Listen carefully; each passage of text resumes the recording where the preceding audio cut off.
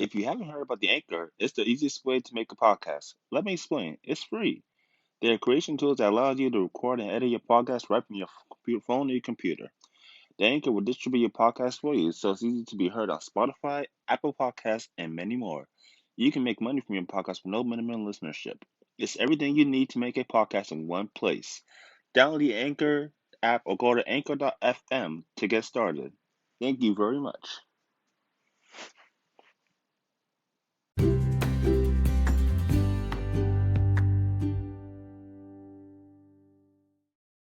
Hello, good morning, everybody. I am back on a special bonus episode of Cat Fight Wrestling by your truly Jamal Honus. And I'm excited about this one, this bonus episode. This is my first WrestleMania bonus episode. And the WrestleMania I just watched was probably what Jared had described to be the most electrifying WrestleMania of all time. That's right. I'm going to talk about WWE's WrestleMania 2000, or simply known as WrestleMania 16, the 16th annual WrestleMania. And how exciting was WrestleMania? This is pretty cool. They kick off New Millennium. This WrestleMania part of New Millennium here, and let's just say it's you saw it all at WrestleMania. You literally saw it all. And for those of you who don't know, that this WrestleMania would actually feature, well, be the first WrestleMania to feature no singles matches or any one-on-one matches, regular one-on-one. Most matches either multi-man, tag teams, triple threat, or the dreaded fatal four-way elimination match that took place in the main event for the World Wrestling Championship between Big Show, The Rock, Mick Foley, which is recorded last night, and Triple H. And for those of you that know that VFC Nowhere 2000, that took place on February 27, 2000, you saw that Triple H beat Mick Foley inside Hell in a Cell to end his career as per stipulation to retire. But most people don't know that on the Monday Night Raw 2 weeks, I think before WrestleMania 2 weeks ago, was that Linda McMahon did the right thing by bringing back Mick Foley for one more night to relive his dream to compete in maybe WrestleMania for the WWE Championship. Of course, The Rock had to win the Rumble. Triple H had retained the championship the past couple months against Mick Foley. And Big Show had beaten The Rock at No Way Out thanks to return Shane McMahon to even be part of the main WrestleMania here. So it's pretty crazy how this happened. And while you have that, you had the whole, McMahon family rivalry or family feud, or if you want to call it. It's been crazy how Shane attacked Vince, Vince attacked Shane, Stephanie slapped her mother Linda on SmackDown. Linda makes the announcement by turning WrestleMania to a fatal four-way main event, including Mick Foley. It's been really deranged how this whole McMahon family saga had came to be, you know? Yeah, but this is gonna be a WrestleMania that you would not want to miss. WrestleMania took place in Anaheim, California at the Arrowhead Pond with the attendance record of 19,776 fans and with a tagline, a McMahon in every corner. This will really be a bona fide WrestleMania here. First up, we'll kick off with this tag team matchup here. And before we get to that, what a performance by Ice-T. This is pretty insane here. You got the Godfather D'Lo Brown making the entrance to the ring, and you have Ice-T perform this song at the WrestleMania event here to kick off the event. And then, Ice-T performing the song Pippin Ain't Easy, but you can find it on the WWF Progression CD. I guess they still sell it on eBay. I know CD did come out 21 years ago, but it's a pretty badass CD. If you listen to the DX song too by Run DMC, you gotta admit the collaboration with the hip hop artists at the time is pretty damn surreal. It's actually a pretty good CD. I enjoyed it. So, but I see to come out and perform Godfather and D'Lo Brown's ring. This is pretty cool. This is really badass. Of course, the Godfather has his own. The next you see Big Boss and Bull Buchanan come out here. It's pretty crazy how this whole tag team with the Boss Man and Bull Buchanan came out. This is how Bull Buchanan got a start in WWE by aligning himself with Big Boss Man, who was a veteran at the time. This is probably Big Boss Man, fifth WrestleMania, sixth WrestleMania at this point. So, nonetheless, here it's pretty nice because we're real here. Big Boss Man Bull Buchanan will win with the Sidewalk Slam, pinning the Godfather here, and seemingly chasing off the host. This match will last 9 minutes and 2 seconds. Not too bad of a matchup, but I'd probably give two star and a half. It wasn't too bad to kick off, WrestleMania here. So yeah, pretty crazy. Up next, we got the Hardcore Battle Royal for WWE Hardcore Championship. You know, it's pretty crazy. It's people would describe Crash Holly, the late great Crash Holly, who passed away in '03, but the late great Crash Holly was really the Houdini of hardcore. He was probably if I gotta say this, a lot of people might take offense to this, but he probably was the greatest hardcore champion of all time. I mean, he really just escaped everything. He's been part of to airplanes, to airports, bus rides. Somebody tried to pin him while he was sleeping. It's pretty crazy how Crash Hollywood dodged all these predators. But so he made it last minute in a row, making a 15 minute hardcore battle royal for the hardcore championship. Whoever is champion within the 15 minutes is the official hardcore champion. Pretty fair to give all these guys a shot here, so it's pretty crazy. Because you would have the likes of the Acolytes, the Mean Street Posse, which is three men, Kaientai, Takashinoku Funaki, Vincera, let's see, his cousin Hardcore Holly. You have Taz in here. You have the Headbangers, both Marsh and Thrasher. And yeah, that's just about it. But it's pretty surreal here. To have all these guys compete in the Hardcore Battle Royal. And we saw Vincera, first, becoming champ. Well, actually, no, Taz was first to become champion in 26 seconds by pinning Crash Holly after a suplex. Then Vincera comes in and pins Taz after 1 minute of him holding the championship with a power slam to outside of the ring. 1, 2, 3. I think Vincera held the championship for about like 4 or 5 minutes, so probably the longest champion in the matchup here. And then, luckily, thanks to Acolytes, for Funaki pins Vincera here for Hardcore Championship. Then Taka's chasing to the back. We have Rodney, then Joey Owls, then Thrasher, then Pig Gas, then Taz again. Taz is only two-time winner in this 15 minutes matchup here. After all that, I got Crash Holly pinning Taz, and we have about, maybe 10 seconds left. Or maybe not 10 seconds, but like 40 seconds left here.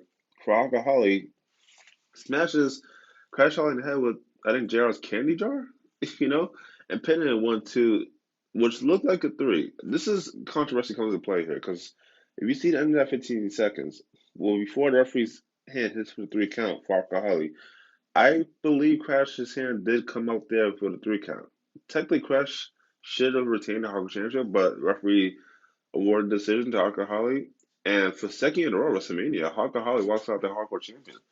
Mind you, he walked out of WrestleMania 15 Hardcore Champion, now WrestleMania 2000 here. So it's safe to say that, he was on a roll at this time, on a really, really big roll. So, yeah, Freddie Starr said it here for Harper Holly when it comes to WrestleMania, always shines brightest. You go to backstage here, and we see, you know, Trish Stratus getting testing Albert prepped to run tag team matches, saying that it's time to WrestleMania some TNA. Mind you, this would be Trish Stratus' first WrestleMania here, and managing the tag team TNA testing Albert. How amazing did she look here at this event? She debuted prior to Sunday Night Heat a month ago in March, so for her to have these two big giants and two big guys here, and it's pretty crazy. Then you go to backstage, we see Austin C. Blackman talking with Chester McCheeserton. I don't know, the head cheese. I didn't know much about this gimmick going on here or whatever the hell was happening. A cheese head with ass checks hanging out of him, but assless chaps, I guess, yeah. I know. Pretty weird duo. Strange bedfellows, I guess. But we'll see. Albert Test coming out here first, and then we have Al Snow and Steve Blackman coming out next. And TNA would win of the Test dropping the elbow top rope on the Steve Blackman, pinning in 1, 2, 3 in 7 minutes and 3 seconds here. And unfortunately, the head cheese gimmick didn't work as Arsenal Steve Blackman beat down Chester McCheeserton. Pretty weird. I know. I really did not know what WWE was going with this whole head cheese thingy. Bad enough you got Austin walking with the head, which he didn't even have the head coming to this event, surprisingly. But you got this freaking cheese head.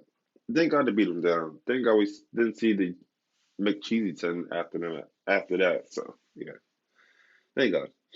We go backstage and I guess we see Mae Young talking to the cat, and uh, let's just say Cat was naked. She was naked. Unless they won't show any boobs or any anatomy, the cat here, but it looks like to say that she was really getting prepped and ready for her cat fight with Terry Runnels later on in the evening. Because, the Fabulous Moolah will be in Terry's corner, of course, Mae Young being in the cat's corner. So this will be a really extreme cat fight here. Next up, we probably got the most talked about match that nobody will ever forget that happened in WrestleMania 2000, the Triangle Ladder match for the WWF Tag Team Champion. And this is the reason why I say this is my favorite match, because this match, you saw it all here. This match, you really saw it all. Mind you, this is Edge and Christian, the Dudley Boys, and Hardy Boys WrestleMania debuts here for all six of these guys. So it's amazing to see, you know, how well these six guys will put on in this amazing Triangle Ladder match here and try to become the tag team champions here. First, we got Edge and Christian, and then the Hardy Boys and the Dudley Boys here. And if you see most of the match up here, you see, Jeff Hardy running up his brother's back and get knocked in the ladder by Bubba Ray Dudley here. And you see, you know, Jeff Hardy laying down a ladder with Bubba Ray on top of it, going to the top rope and trying to do a 450 splash and crashes and burns right through that ladder. Oh, it's one of those painful spots here that you don't want to probably revisit, but it's pretty surreal here. Oh man, you see a double suplex to Magic to Devon off the top of the ladder here. And let's see what else happened. You got two tables. The other boys bring two tables. One set up in the ring. One actually used as a scaffold to put on top of two ladders, aligning the two ladders together with a table on top of it. That's pretty insane here. You have a table set up outside the ring here. You think if Devon misses a splash on the Christian, crashes and burns through the table, and Buck Ray powerbombs Matt Hardy from the Smash House table all the way through the table right in front of it. This is pretty smooth. You have a lot of tables and a lot of crashes here, and probably the most memorable move of the match. Is you have Bubba Ray sitting on the 20-foot ladder outside in the entranceway, and somehow gets knocked out by Christian Jeff Hardy, pinned on the table that's been set up right in front of it in that same entranceway. Jeff Hardy climbing to the tippy top of that ladder and Swan Tom's Bubba Ray Dudley right in the entranceway, right through that table. This is pretty insane. I don't know how in the hell Jeff Hardy and Bubba Ray Dudley survived that right there. Oh man, one of the closing moments here. You see Edge and Christian climb up one side here, Matt Hardy in the middle, and Edge just grabs Matt Hardy by his pants and flips him all the way down off that scaffold, whatever you want to call it, and right just crashes right through a table below them. And Edge and Christian getting the tag team championship belts for the first time here and proclaiming themselves tag team champions. This is pretty insane. It really was. This was probably the best match of the year, best match of the night, WrestleMania 2000. Like these guys really put on a show here.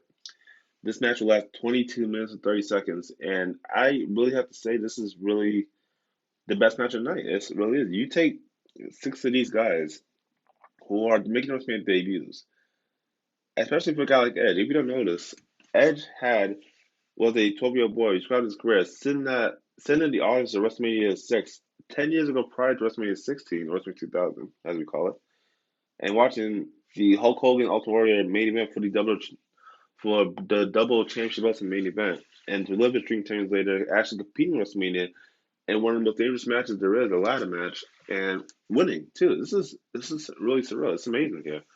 It's really the Adam Copeland story, better known as Edge, and I think it's amazing. Edge Christian bad guys, of course, but who better than Edge Christian win that match up there and proclaim themselves as one of the greatest tag team and really, usher in this era that we use table and chairs to this very day, and even adopt his own pay-per-view event. Like it's surreal. It really is. Like, I enjoyed this match start to finish. I could rewatch this match over and over again as a fan and still be in awe and shock of what happened. It's crazy. I love the Triangle match in 2000 will always be one of the favorite matches ever I've witnessed my entire life. Amazing. Great job by these six guys. Amazing. Just simply amazing. It really is. Ah, we go back here, try to reel from this here, and we go to the WrestleMania Cat Fight, which Val Venus was special guest referee this matchup between Terry Runnels, who's accompanied by Fabulous Moolah, and the Cat, who's accompanied by Mae Young here. Still don't know how in the heck the Mae Young and Wrestlemania are getting opposite sides to represent their ladies in this matchup here, or what even happens to split up their friendship. But yeah, pretty weird here. Well, I guess then that's how it started with both women being factioned by Val Venus and, of course, getting caught in that stupid GTV they used to have back in the Attitude Era.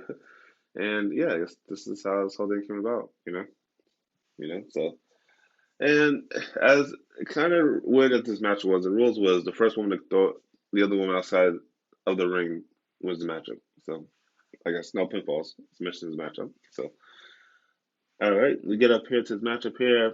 Takedown by Terry Reynolds and the Cat, and both women as men in making up Rob Venus right during the match happens here. We even saw the Mae Young pull out Terry Reynolds here and tries to get that victory, but Mae distracts Bob Venus with the kiss too, and that's probably I don't know the best kiss Bob Venus has received throughout the whole night between all these ladies here. And then she Rasmula pull out the Cat here, and Terry Reynolds wins. You know, wins the matchup here in 2 minutes 26 seconds. Oh man, this is probably one of the funniest things we've seen after the matchup here. As old as Mae Young is, if you thought what happened after Royal Rumble, her flashing New York City with her dangled puppies, dangled puppies, and you thought that was strange, or her getting powerbombed by Dudley Boys off the stage in January 2000 through tables. Her doing probably what Jim Ross had described on commentary, the oldest Bronco Buster in history, to the fans movie. This is pretty funny. This is where the comedy comes to play. I can laugh at this to see a 87-year-old Mae Young doing the Bronco Buster to her friend, the Fast Moolah here, who is also the one of the longest moving champion ever in wrestling history. This is pretty funny, really funny. And then her and the Cat stripping Terry Reynolds down into her birthday suit, I guess. But yeah, it's pretty funny. It's pretty surreal what happens after. So I actually enjoyed every aspect of what happens afterwards with this. Oh man, this is so surreal. All right, where was that? We got backstage promo here with Mick Foley describing him to see, him being his last match here and wanting to win the championship here. This is so surreal. When I was watching this event 21 years ago, I was actually rooting for Mick Foley to win this matchup here. Because, Mick Foley's last match, he brought back one and only. What amazing way to end WrestleMania with Mick Foley just holding up championship and living his dream. This has been pretty amazing. All right, next up, we got the intergender six-person tag team matchup here with the Radicals, Demon Legal, Perry Saturn, and Eddie Guerrero, who are also making WrestleMania debuts here, against China and Too Cool, Grandmaster Sexy, and Sky Hardy. China pretty good in this matchup here. The one thing that you do see in this matchup here, she did have a wardrobe malfunction at the side of her pants kind of tore up, exposing her, I guess, thong and a little bit of her butt, a little bit in this matchup here too. But she still wrestled, continuing with the match regardless here. You see amazing, moments matchup here where Scott Hardy does the worm to both Malenko and Saturn here. And I guess Eddie Guerrero is trying to show some Latino heat to China. Latino heat. I really, really miss when Jerry Lawler said Latino heat. Every time. I don't know what's gonna mess that. Yeah. God rest his soul, Eddie Guerrero, man. But yeah, even China doing a double backflip into the corners of both Saturn and Malenko. And then behind referee's back, a typical China maneuver with the double low blows there. And power slamming and then power bombing. Eddie Guerrero had to get the wins for her team. And, for her to come on and dance a little bit was too cool. So it's a pretty cool way to, end that matchup there. Like I said, even though probably the most future of the business at the time, Saturn Malenko and then Guerrero, it's really amazing to see how well these three guys did, especially against a team like Too Cool in China, who's is kind of veteran at the time here. So it's like you're looking at the future of WWE with this six-person tag team matchup here. No, not many people give the Radicals enough credit, but when Radicals in WWE, they were huge in WCW. So for them to come in WWE, like a couple months prior before the WrestleMania event happened, it was like right after Royal Rumble 2000, I believe. And you just honestly notice like these guys are really genuine future, especially Eddie Guerrero and Chris Benoit here. So it's pretty amazing to see like how all these guys would, fit into their future plans here and get as big as they did within the next few years in WWE. It's really amazing. It really is. I we go backstage to a Big Show promo here. Big Show explaining how he's going to win the WWE Championship in the main event here. It's pretty amazing. Triple H guys stacked this against the guys' car stacked against these three guys with his championship on the line here. All right, next up, we got it's also another for us a triple threat two-fall matchup for Carnegie's both of Carnegie's championship belts, the European Championship and the Intercontinental Championship. With the first fall being for the IC title and the second fall being for the European Championship here. And this is amazing. This is a star-studded quality match. You got Chris Jericho make WrestleMania debut. Chris Benoit makes WrestleMania debut, and then Kurt Angle, the undefeated Kurt Angle, makes WrestleMania debut here too. If you go back knowing last matchup, you will see three of the what would be now known as three of the greatest superstars, future greatest superstars that would be in WWE's history or wrestling history altogether. This is really amazing here. Yeah, Chris Jericho coming out first, proclaiming that WrestleMania is Jericho, and actually like that for WrestleMania is Jericho. Next up, we got Chris Benoit make his matchup here, and then Kurt Angle come out with both the belts. Actually, right before this match even happened, if you go back and see how this whole match came about, it was actually WWE legend Hall of Famer Bob Blackman who would get in the ears of the official for Kurt Angle to put both his belts on the line. Mind you, this was always just supposed to be the Intercontinental on the line. Bob Backlund said if Kurt Angle really wants to prove how great of a champion is, put both belts on the line against two of the most technical wrestlers ever, Benoit and Jericho. And that's what he did. That's strangely what he did. So, the first fall, actually, Chris Benoit won the first fall here without even pinning Kurt Angle. He pinned Chris Jericho out the flying headbutt to win the Intercontinental Championship here. Now at the second fall here, Jericho's the Lion Salt and pins Benoit for the European Championship. The controversy is that Kurt Angle lost both championships without even being pinned or submitted. Benoit and Jericho pinned each other for both those belts. It's pretty amazing. So Benoit walks out WrestleMania with the IC title. Jericho walks out with the European title. This is pretty surreal here. I can see why Kurt Angle's irate. Losing both belts without even being involved in the decision. This is pretty surreal here. So I kind of get why Kurt Angle's frustrated, but you got to send rules a matchup here. Enjoy the matchup. If you're the champion, you can lose the championship without even being involved in the decision. That's the rules. Kurt has to live with that. Kurt's first WrestleMania wasn't a success here. But keep in mind, Kurt's still undefeated, because he's never been submitted. So let's let us marinate in that a little bit. Kurt Angle was never pinned for both championships. So technically he never lost. If you think about it in that perspective, you know? But yeah, let's move on here. Next up, we got another tag team matchup with the team of Kane and Rikishi. Now, this whole thing spread out with, Kane's rivalry with DX, specifically with S-Pac and Tori, who Tori is a former girlfriend of Kane from earlier, late 99, early 2000. Turned on Kane, aligned up with S-Pac and rolled out the Generation Next here. And we saw the resurgence of Paul Bearer a few weeks ago on that Raw here. Paul Bearer returned to Kane as his father, in his storyline here. So Kane getting Rikishi here to take out the business of DX here. And we see DX debut, well, not debut the song, but have this song by Run DMC coming out here. So it's pretty cool. Again, another badass song. You really got to get the Dead of Progression CD. It's probably on Amazon, eBay, whatever online realtors out there that you can get. It's really badass too. And Kane and Rikishi getting the win here in 4 minutes and 14 seconds. So another pretty badass matchup here. So and we're thinking that Pete Dunne, who would have been tombstone by Kane the past two previous WrestleManias, come out here in the Chisenio Chicken. We see two Colts come out here to celebrate. Of course, Dan Rikishi and San Diego Chicken mascot dancing. Kane is not amused whatsoever. He, after the dance is over, tries to corner the chicken. We see Pete Rose, amazing MLB Hall of Famer, come out here, tries to hit Kane with a baseball bat. Rikishi stops him, gets chokeslammed by Kane, and then gets probably the most disgusting thing that's happened that night, gets his thing fixed. So, not a good night for Pete Rose, but also for 30 in a row getting handled by the Big Red Monster, Big Red Machine. So, yeah, sorry, Pete. Better luck next year. Evidently, this will be his last time going against Kane. I think he learned a lesson after 3 years, but 3 long years going from Boston to Philadelphia to Anaheim. So, you know, man, at least Pete finally learned his lesson here. So, yeah, Pete's around. Up next, we got the main event here. It got a fatal four matchup, elimination style for the WWE Championship.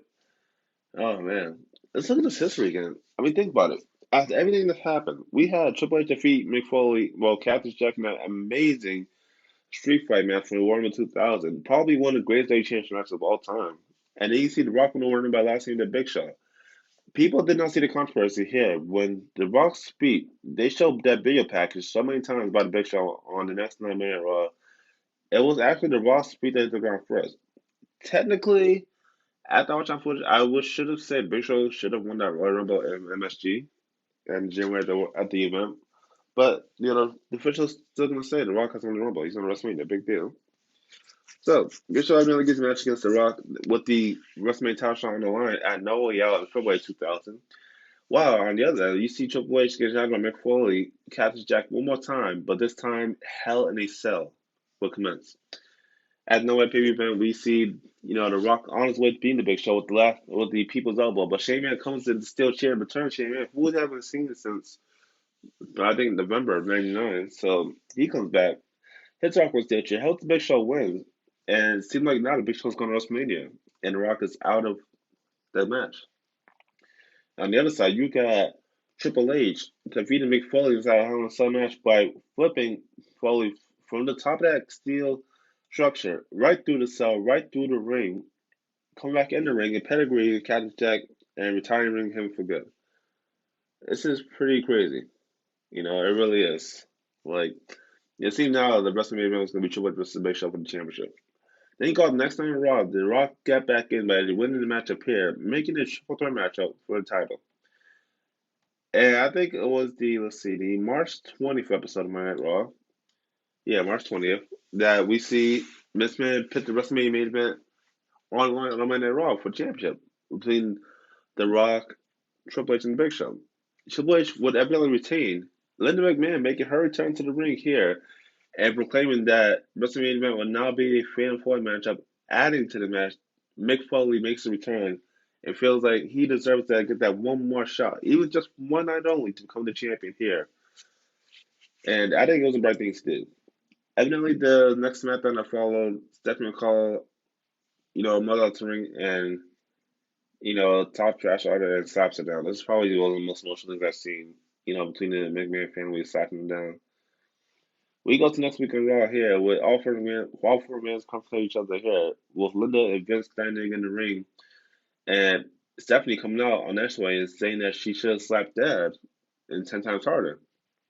Of course, we see Shane Man coming out here, attacks his father, and tries to have Stephanie on her mother. Here, they got McCoy comes out and saves the day. And it's pretty surreal here. It is. Go to SmackDown, and then we see that the only way to punish her daughter, in Vince's words, was to put her in a match. Her first ever match, mind you, against the WWF champion Jacqueline for the championship. This is pretty surreal. But we saw that moment when Linda McMahon came on the stage and told her husband, Mr. Man, to make things right and fix it. Whatever that means, we'll find out that at WrestleMania by the end of the night. But on SmackDown, 3 Mania, we see, with the help of DX, with the help of Tori, Stephanie Man wins the matchup and is now the new women's champion. Which now, her and husband Triple H will be going to WrestleMania as the first couples duo with dual championship belts, This is pretty surreal. It's surreal as it gets here. Like, wow. All right, next up, we go to WrestleMania here, main event. We see Mick Foley coming out with Linda McMahon first, Big Show coming out with Shane Man second, The Rock coming out with Vince McMahon fourth, and the last but not least, Triple H, the W champion, come out with the new women's champion, his wife, Stephanie McMahon Helmsley. And it's a great start to the matchup here. We see the Big Show eliminated first by the Rock Bottom with the share shot thanks to Mick Foley here. Secondly, we see Mick Foley get eliminated in his last match, Triple H with the Barber baseball bat to the head and the pedigree on a steel chair. It's pretty surreal, but Mick Foley did not go lying down here. He came out to the ring and bashed Triple H over the head with that same barbed wire 2x4. And then when it comes down to Rock and Triple H battling all over the arena, we see The Rock suplex Triple H through the English announce table here, get back in the ring. We see Shane Man come out here and bash his father in the face with the television monitor. We see this man come back and get a hold of Shane here. Stephanie Thurman, so she's witnessing what's happening here. We think The Rock's gonna win the championship with the People's Elbow, but no. Mr. Man comes in and hits The Rock. He turns on The Rock, hits him with the chair twice, giving Triple H the victory, and Triple H retains the championship in the main event here. This seemed like a pretty screw job here. And this match will be 36 minutes and 24 seconds. I think when Vince McMahon was told to make things right, in his own twisted mind, I think he believes in that aspect of making things right by still keeping champion Triple H and at least getting his son and daughter back together as a family. Like, wow, it's pretty surreal. It really is. The Rock would have the last laugh here by rock bottom Mr. McMahon, rock bottom Shane McMahon, aiding rock bottom Stephanie McMahon with the People's Elbow to end the Hollywood edition of WrestleMania in Anaheim. Wow. Can we say this has to be one of the most greatest electrifying WrestleManias of all time? I gotta agree here. This is pretty damn surreal. I mean, wow. We really saw it all here. We saw new comp champion, the tag champions, new European champion. Like, this is pretty crazy. New hardcore champion. Like, WrestleMania. This has to be one of my favorite WrestleMania. Evidently called WrestleMania 16 with 2000. I love the green and black and white logo. Like, it's pretty crazy. This has to be my favorite WrestleManias of all time. Well, we don't know what WrestleMania Day is going to take place. We're in rumors that WrestleMania 37 this year might take place on April 11th instead of March 27th. Who knows? We all know it's going to be at Raymond James Stadium. And, loophole behind the scenes, we're really out trying to get fans attendance a minute. Even if it's only going to be 20% capacity in that stadium. It's about maybe less than 15,000, which is still good. That is something for fans to come in the press and witness what could be one of the best WrestleManias of all time. So we'll sign on WrestleMania 37. It'll be live on WWE Network, of course. All the guys listen to this bonus episode of my podcast, and who knows, I might do another one today. If not, tomorrow, and definitely tomorrow. So you guys have a good day and be safe.